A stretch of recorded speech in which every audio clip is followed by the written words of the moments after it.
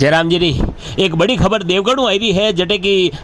सवेरे हूँ भरी तकी पिकअप जो है खाई में उतर जावे और जन्मी ने 10 लोग घायल व्यवहारी खबर है। बताया जा रहा है कि पाली मारवाड़ देवगढ़ रा सेंट माताजी मंदिर रा दर्शन करवा लिए बड़ी संख्या में ने पिकअप में ने दर्शनार्थी आवे और जटे की एक मोड़ पे पिकअप रा ब्रेक फेल व्यवहार कारण खाई में पिकअप उतर जावे जन्मी ने 10 लोग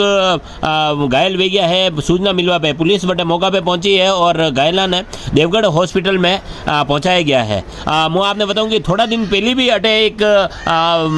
बड़ो हादसो हो गयो जन्मी ने 5-6 लोग जो है